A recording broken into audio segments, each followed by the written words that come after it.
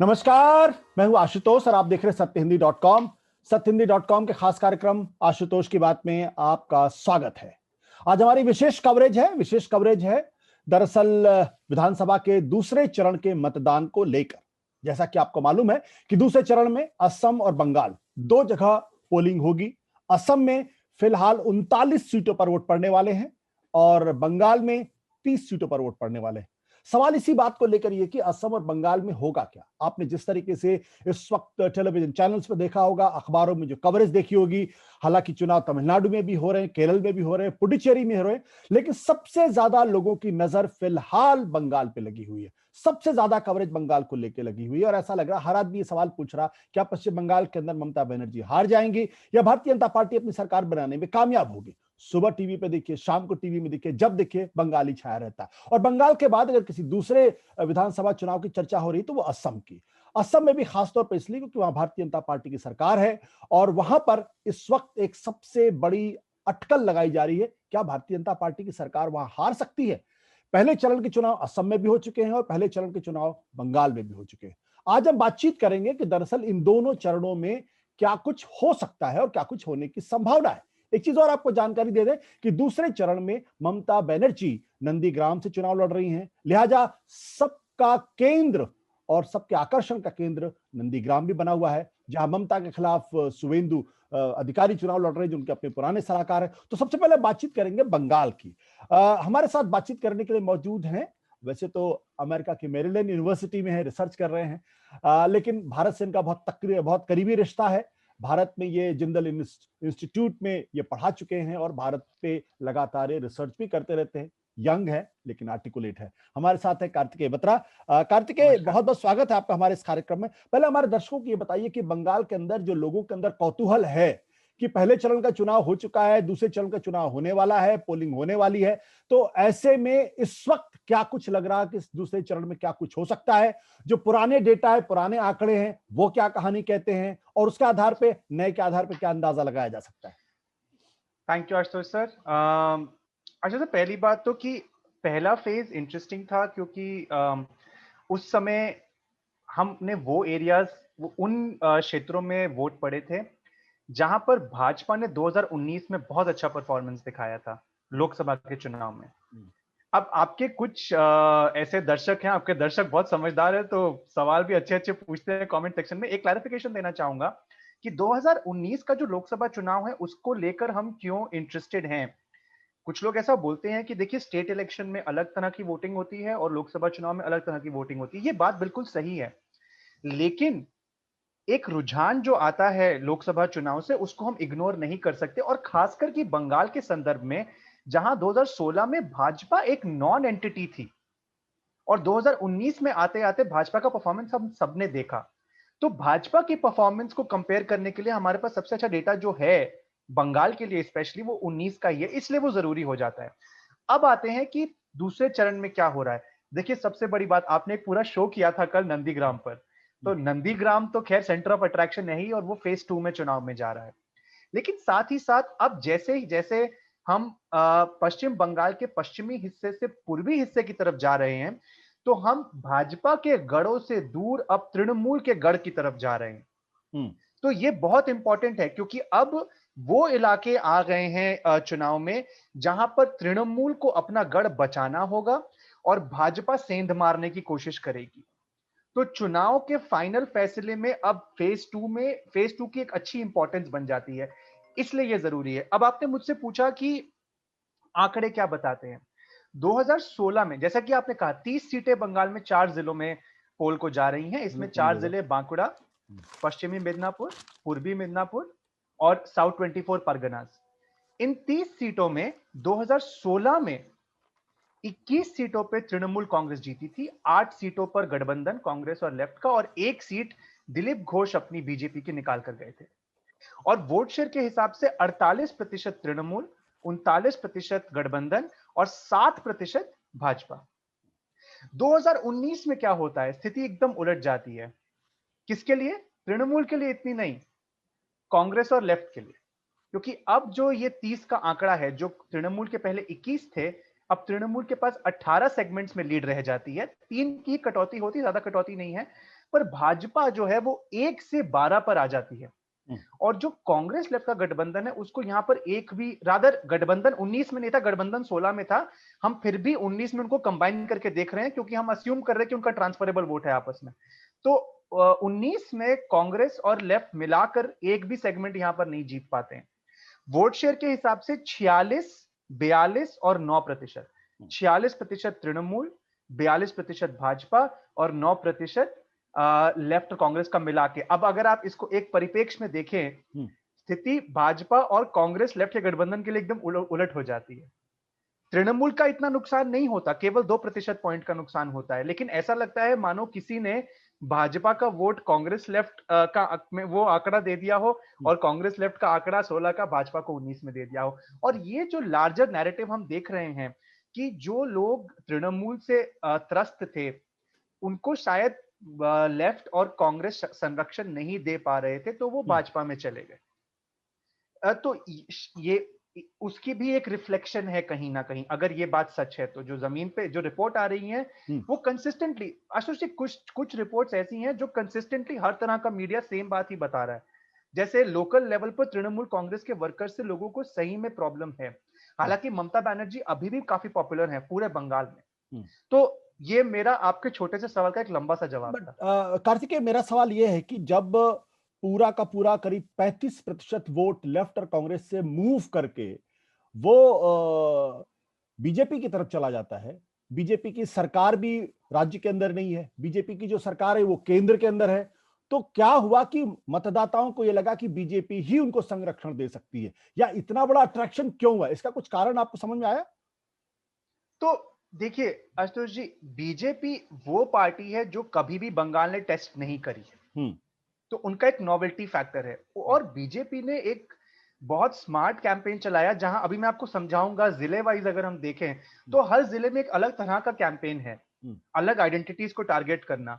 तो लेफ्ट और कांग्रेस, जो एक वैक्यूम शायद लोगों को लग रहा था, वो वैक्यूम बीजेपी ने फिल कर दिया। और इसमें फिर से मैं बोलना चाहूंगा कि जो पंचायत इलेक्शन 2018 का हुआ, उसमें जो वायलेंस हुई, या इन जनरल जो संरक्षण लेफ्ट और कांग्रेस वाले तृणमूल अपने वर्कर्स को नहीं दे पा रहे थे, शायद वो एक बड़ा कारण बना कि वो सारा जो वर्कर एक तबका था वो ऑन मास शायद भाजपा में चला गया। और ऐसी रिपोर्ट्स फील्ड से आई हैं कि ऐसे इवेंट्स हुए हैं जहां पर लेफ्ट के कार्डर्स ने बीजेपी ज्वाइन कर ली।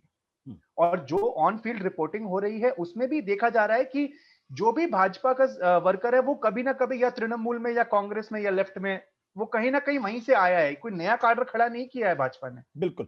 इनफैक्ट भाजपा ने जो टिकटें, एक आखिरी बात, भाजपा ने जो, मेरे ख्याल से अजीत अंजुम जी भी रिपोर्ट कर रहे थे कि भाजपा ने जो टिकटें भी बांटी हैं उनमें से बहुत सारे डिफेक्टर्स हैं। तो सॉरी, अब मैंने आपको रोक दिया। ये मुस्लिम आबादी इस इलाके में काफी है माना जा रहा है, तो उसका कुछ असर पड़ने वाला है? अच्छा, से इंटरेस्टिंग है। पहले चरण में जहां पे हम लोगों ने चुनाव देखे, वहां पर मुस्लिम आबादी इतनी खास नहीं थी। आपको मैंने बताया था वहां पे SC ST का ज्यादा दबदबा था। अब हम पश्चिम बंगाल के पश्चिमी हिस्से से जैसे जैसे पूर्व की तरफ जाते हैं तो जो मुस्लिम आबादी है वो बढ़ती है।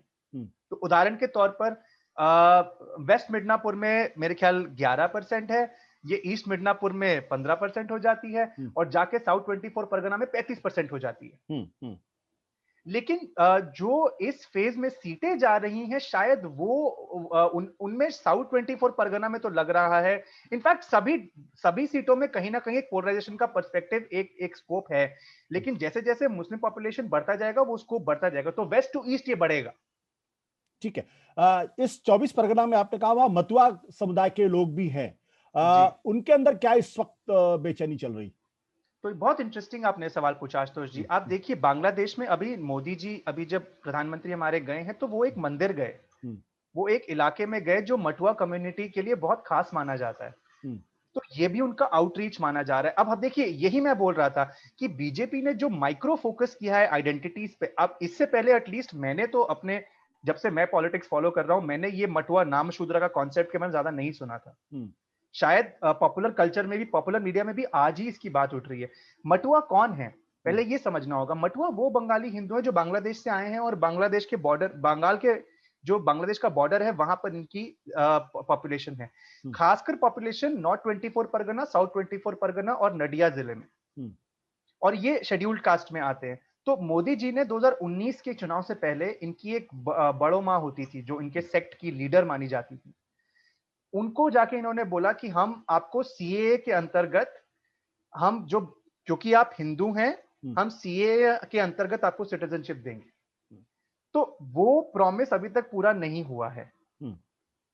तो उसको लेकर क्या मटुआ कम्युनिटी नाराज है या मटुआ कम्युनिटी को अभी भी भरोसा है भाजपा पे, ये इंटरेस्टिंग होगा। लेकिन मटुआ कम्युनिटी का इन्फ्लुएंस इन 3 जिलों में होगा जो मैंने आपको बताया, शायद और भी जिलों में हो सकता है, पर इन तीनों में होगा। और उनमें से एक जिले की कुछ सीटें इस बार जा रही हैं। साउथ 24 परगना की सारी सीटें नहीं जा रही हैं इस बार, कम ही सीटें ही जा रही हैं साउथ 24 परगनास की, लेकिन उनका इन्फ्लुएंस साउथ 24 परगनास में जनरल में माना जाएगा मटुआस का। बिल्कुल।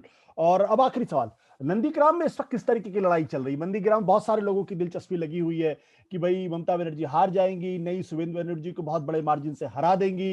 वहां पर अमित शाह का भी रोड शो होता है, ममता बनर्जी पिछले 3-4 दिनों से वहां बैठी हुई हैं। तो वहां का कॉम्बिनेशन क्या है, क्या इस वक्त चल रहा वहां पे? आशुतोष जी, ये तो बड़ा गलत सवाल पूछा आपने। पूरा एक शो किया 6-7 लोगों के साथ, आप लोग किसी जवाब पे नहीं आ पाए, आप मुझे जवाब देने को बोल रहे हैं। जवाब ये तो तो देना नाइस पड़ेगा। था। अच्छा, नंदीग्राम का हम एक बार समझ लेते हैं कि नंदीग्राम कि देखिए क्या होता है कि डेटा में असेंबली सेगमेंट्स का हमें पॉपुलेशन कंपोजिशन नहीं मिलता, लेकिन हमें कुछ हिंट्स मिलते हैं। जैसे नंदीग्राम एक टाउन है, नंदीग्राम के नाम पे 2 ब्लॉक है, 1 और 2। अब वहां की पॉपुलेशन कंपोजिशन क्या है? देखिए, कुछ इलाके बोलते हैं 34% मुस्लिम है, कुछ इलाके 40% मुस्लिम है, कहीं 12% मुस्लिम है। कहने को मतलब ये है कि मोटा मोटी देखा जाए तो एक 30-35 25-30-35 के रेंज में मुस्लिम पॉपुलेशन वहां पे होगी। ये मेरा ऐसा अजम्पशन है, मैं गलत, मैं ऑफ द मार्क। जैसे अब आपके यहाँ ऋषि जी एकदम एक्यूरेट आंकड़े दे रहे थे, उतना एक्यूरेट आंकड़ा मेरे पास नहीं है। मैंने कल शो देखा था आपका, लेकिन है पॉपुलेशन वो है। अब वहां पर जो लड़ाई है वो बहुत इंटरेस्टिंग है। मैं आपको एक उदाहरण देता हूं। मैं एक फील्ड रिपोर्ट देख रहा था, उसमें बोल रहे थे कि देखिए भाजपा के जो वर्कर आए दूसरी पार्टी से, वो तृणमूल से डर कर आए कि तृणमूल के खिलाफ उनके मन में गुस्सा था, उसको लेकर वो भाजपा में आए। और उनके लिए विलेन उस समय कौन था? शुभेंदु अधिकारी। और अब वो शुभेंदु अधिकारी के लिए प्रचार कर रहे हैं।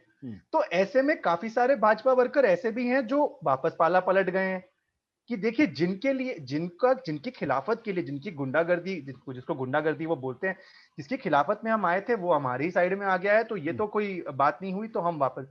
तो ये बहुत इंटरेस्टिंग है। अब मैं आपको इससे ज्यादा और कुछ नहीं बता सकता, लेकिन वहां क्या होगा ये तो 2 तारीख को ही पता चलेगा। ठीक है। हाँ, लेकिन ये याद रखना पड़ेगा आशुतोष जी कि शुभेंदु अधिकारी, जब नंदीग्राम का जो पूरा मूवमेंट हुआ था 2006-7 में, शुभेंदु अधिकारी की उसमें बहुत बड़ी भूमिका थी। तो शुभेंदु अधिकारी फैमिली का गढ़ है, ये बात बिल्कुल सही है। मेरे को एक बात लगती है, अगर ममता बनर्जी जी ने अच्छा कर लिया यहाँ पे, तो क्या ये उनका वाराणसी मोमेंट होगा? ठीक है, वाराणसी मोमेंट होगा, इस पे चर्चा बहुत हो रही। चलिए अब आगे बातचीत करते हैं असम के बारे में। असम में क्या इस वक्त दिखाई पड़ रहा है? क्योंकि बहुत जिससे बातचीत करो, जिसके बारे में जो रिपोर्ट पढ़ो, सब ये कह रहे हैं बहुत टफ कॉन्टेस्ट है। कोई ये कहने की स्थिति भी नहीं है कि वहां भारतीय जनता पार्टी की सरकार आएगी या फिर कांग्रेस की सरकार बनेगी। हाँ, एक चीज जरूर है कि भारतीय जनता पार्टी पूरे चुनाव को मोदी बनाम अजमल, बदरुद्दीन अजमल बनाने की कोशिश कर रही है। पोलराइजेशन की बहुत जबरदस्त कोशिश हो रही है, उसमें सीएए की भी चर्चा हो रही है। तो जो 2016 का चुनाव था उसमें भारतीय जनता पार्टी और कांग्रेस की क्या स्थिति थी, फिर जो पार्लियामेंट का चुनाव हुआ उसमें क्या स्थिति पैदा हुई, और उसके आधार पे क्या हम 2021 के बारे में कोई बातचीत कर सकते हैं, कोई अनुमान लगा सकते हैं? आशुतोष जी, पहले इलाके समझ लें एक बार, जो इलाके आज वोट कर रहे हैं। तो 39 सीटें, 13 जिले, 3 तरह के मेन इलाके हैं इसमें। एक बोडोलैंड की सीटें जा रही हैं, कुछ, सारी नहीं, कुछ। एक ट्राइबल इलाका है बीच में, बहुत इंटरेस्टिंग है इसकी भी कहानी, वो जा रहा है। और एक बराक वैली जो कि बंगाली स्पीकिंग डोमिनेटेड एरिया है असम का, जहां 15 सीटें हैं। सुष्मिता देव आती हैं वहां से, भाजपा जो कांग्रेस की लीडर, मतलब काफी फेमस मानी जाती है। अब ये एरियाज क्या हैं? बोडोलैंड तो हम सब समझते हैं कि वहां पर देखिए बोडोलैंड पीपल्स फ्रंट है, जो पहले बीजेपी के साथ था, और उन्होंने इस चुनाव से जस्ट पहले यूपीए का दामन थाम लिया है। तो वहां पर सीधी सीधी लड़ाई जो है वो बोडोलैंड पीपल्स फ्रंट की बीजेपी और उनके अलायंस पार्टनर यूपीपीएल के साथ है। और वहां पर बोडोलैंड का जो एक टेरिटोरियल काउंसिल है, वहां पर बीजेपी और यूपीपीएल अभी अलायंस में वो रूल कर रहे हैं। वहां पे एक ऑटोनोमस बॉडी है जो गवर्नेंस के। एक ये हिस्सा हो। दूसरा ट्राइबल हिस्सा बहुत इंटरेस्टिंग है, जिसकी ज्यादा बात नहीं होती, कि वहां पे ना 2-3 ऐसे जिले हैं जहां पे ट्राइबल एरिया हैं जो ऑटोनोमस तो हैं, लेकिन हमारे संविधान के एक आर्टिकल के अनुसार वहां ये प्रॉमिस किया गया था कि हम एक state with in a state बनाएंगे। ये जो इलाका मैं दीमा हसाओ करबी आंगलोंग का मैं इलाका, करबी आंगलोंग का इलाका मैं बता रहा हूं आपको, तो उसको लेकर राहुल गांधी का कल मैसेज आया है। तो ये क्या है, इसका मैसेज यही है, वो राहुल गांधी कह रहे हैं कि आपको ऑटोनोमस काउंसिल तो है, लेकिन जो आपको statehood with in state promise की गई थी वो बीजेपी आपको नहीं देगी, हम आपको आके देंगे। बहुत इंटरेस्टिंग है ये। और जो सबसे इंटरेस्टिंग, बराक वैली, जहां पिछली बार कांग्रेस और अजमल साहब ने एक दूसरे का 4 सीटों का नुकसान किया था। अगर साथ में लड़ रहे होते तो अगर हम सिर्फ मैथमेटिक्स देख, केमिस्ट्री नहीं देख, सिर्फ मैथमेटिक्स, तो 4 सीटें उनकी जुड़ जाती आपस में मिला के। तो पिछली बार आंकड़े क्या थे? पिछली बार आंकड़े थे 28, 6, 5, 16 में एनडीए के पास 28 सीटें थी, उसमें से 22 सीटें बीजेपी, 2 एजीपी और 4 बीपीएफ, 6 सीटें कांग्रेस की और 5 सीटें अजमल साहब की।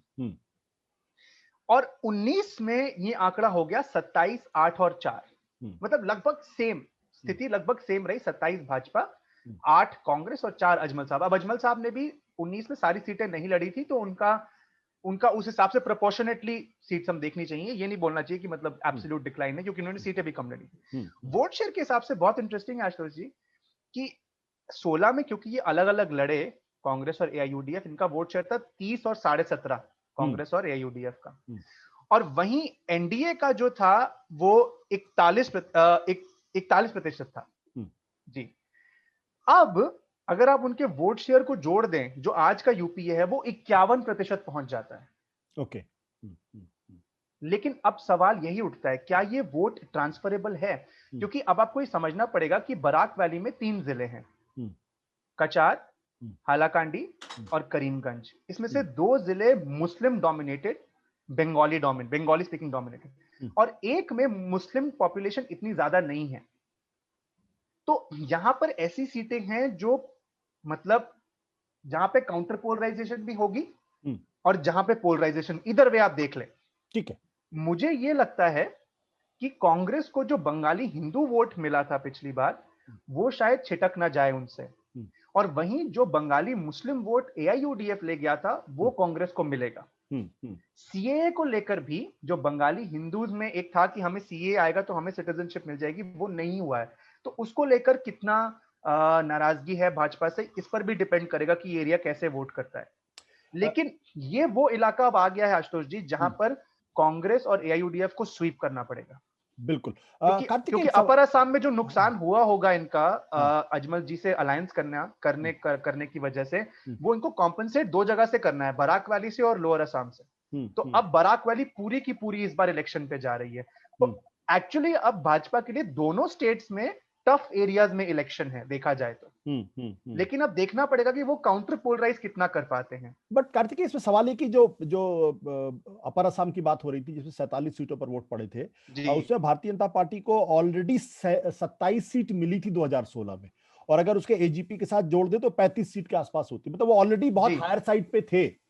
तो उसमें कितना इंप्रूवमेंट कर लेंगे? कुछ लोग ये भी कह रहे हैं कि इस बार वहां पे जो 2 छोटी पॉलिटिकल पार्टी चुनाव लड़ रही हैं तो भारतीय जनता पार्टी को नुकसान भी हो सकता है। एक तो आशुतोष जी, मेरा मानना है उन छोटी पार्टीज की वजह से नुकसान यूपीए को होगा, अगर होगा, क्योंकि वो एंटी सीएए के प्लान पे लड़े हैं, और यूपीए ज्यादा हालांकि बोल नहीं रही है एंटी सीएए पे, लेकिन फिर भी अगर बीजेपी सीएए को लाती है तो ऑब्वियसली जो by default choice anti CAA का वो यूपीए होना चाहिए था। लेकिन अगर वो 2 रीजनल पार्टीज आ जाती है तो उससे नुकसान होगा। लेकिन अपर असम में आशुतोष जी जो बीजेपी का नैरेटिव है ना, वो डिलीवरी पे है कि हमने आपको ये दिया, पैसा दिया, ये टॉयलेट बनवाए, रोड बनवाई, जो मैं रिपोर्ट्स न्यूज फील्ड से मैं देख रहा हूं, और ये फिर वही बात है, कंसिस्टेंट रिपोर्ट्स हैं ये हर सोर्स से।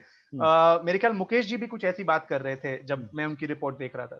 तो बीजेपी जानती है कि सीए एक 2-धारी तलवार है। तो आपका जो पॉइंट है वो वाजिब है कि देखिए मैक्स आउट कर गए थे वो शायद। कार्तिकेय, इसमें ये जो लोअर वैली जो बराक वैली है, और अब उसके बाद लोअर असम की जो बात होगी, यहाँ पे अजमल फैक्टर कितना काम करने वाला है? क्योंकि भारतीय जनता पार्टी कांग्रेस पे उतना अटैक नहीं कर रही, वो अजमल के बहाने करी कि अजमल मुख्यमंत्री बन जाएंगे। तो क्या इसका असर बराक वैली में दिखाई पड़ेगा, क्या इसका असर दूसरी इलाकों में दिखाई पड़ेगा? बिल्कुल हाँ। बिल्कुल पड़ेगा, बिल्कुल, क्योंकि बराक वैली जैसा आपको मैंने कहा, देखिए लोअर असम में ना बहुत सारे जिले ऐसे हैं जहां पर जो मेजॉरिटी है वो मुस्लिम पॉपुलेशन अच्छी खासी। बराक वैली में ना सीटें ऐसी हैं जहां एआईयूडीएफ तक ने हिंदू कैंडिडेट उतारे थे अपने 16 में। आपको मतलब मैं देखिए, हमें तो कॉम्पोजिशन नहीं पता क्योंकि डेटा उसका आता नहीं, पर एक आपको सिग्नल मिल जाता है कि 2-3 सीटें मैंने जब देखा कि एआईयूडीएफ तक ने बंगाली हिंदू उतारे थे वहां पे, तो इसका क्या मतलब होता है कि उन सीट्स में मुस्लिम कैंडिडेट का कोई मतलब ही नहीं बनता था। तो वहां पर बंगाली मुस्लिम वोट जो कांग्रेस और एआईयूडीएफ को जाएगा, तो वहीं साथ ही साथ कुछ सीट्स ऐसी होंगी जब बंगाली हिंदूज मेजॉरिटी में होंगे तो वो वोट कर देंगे बीजेपी को ऑन मास। और जिन सीट्स में कांटे की टक्कर होगी बीजेपी और यूपीए के बीच, वहां पे काउंटर पोलराइजेशन होगा। लेकिन फिर वही बात है कि कांग्रेस को स्वीप करना पड़ेगा, एआईयूडीएफ कांग्रेस को ये एरिया स्वीप करना पड़ेगा अगर उनको जीतना है। कांग्रेस को ये मिनिमाइज करना पड़ेगा कि जो बंगाली हिंदू वोट उनसे छिटकेगा वो डैमेज उन्हें मिनिमाइज करना है। एक और बात मैं बोलूंगा आशुतोष जी कि ये जो बोडोलैंड की पार्टी जो लड़ रही है, बोडोलैंड पीपल्स फ्रंट, मेरे को ना ये डाउट आ रहा है कहीं कि देखिए उन्होंने जुड़ तो गए हैं वो यूपीए के साथ, कि कल को अगर इनकी परफॉर्मेंस अच्छी रही और इनके बल पर सरकार बनने की सिचुएशन बनी यूपीए की, तो इनकी रिलायबिलिटी कितनी रहेगी चुनाव के बाद? वो तो बिल्कुल सही है। ऐसी पॉलिटिकल पार्टीज के लिए कभी भी इधर उधर स्विंग करना बहुत आसान होता है। बोडोलैंड टेरिटोरियल काउंसिल में भाजपा अभी यूपीपीएल के साथ अलायंस में है। कोई शक्ति भाजपा को इस बात से नहीं रोकती कि वो वापस बोडो पार्टी को बोले कि आप हेड कर लीजिए, हम आपका अलायंस बीटीसी में बना लेते हैं, लेकिन एक्सचेंज में आप सरकार में हमको सपोर्ट कर दीजिए, क्योंकि नई नई दोस्ती टूटती है। पहले हालांकि बोडोलैंड पीपल्स फ्रंट कांग्रेस के साथ भी रह चुकी है, तो फंजिबिलिटी बहुत हाई है। तो मेरे अनुसार कांग्रेस और एआईयूडीएफ को अपने आप में एक ऐसा आंकड़ा पहुंचना होगा, और जो बाकी अलायंस पार्टनर है लेफ्ट वाले और उसमें आरजेडी भी है, कि उनका जो रिलायंस है बोडोलैंड पीपल्स फ्रंट पे वो कम ही रहे। अब देखिए हम आइडेंटिटी की बात कर रहे हैं और भाजपा डिलीवरी पर भी बात कर रही है, तो ये भी देखना पड़ेगा कि कितना वोट डिलीवरी पे पड़ता है, कितना वोट आइडेंटिटी पे पड़ता है। चलिए कार्तिकेय, अब तो ये चुनाव वोट पड़ने दो, उसके बाद नतीजा आने दो, तभी पता चलेगा क्या होगा। बहुत बहुत शुक्रिया हमसे बातचीत करने, थैंक यू सो मच। सत्य हिंदी का ऐप डाउनलोड करें गूगल प्ले स्टोर पर।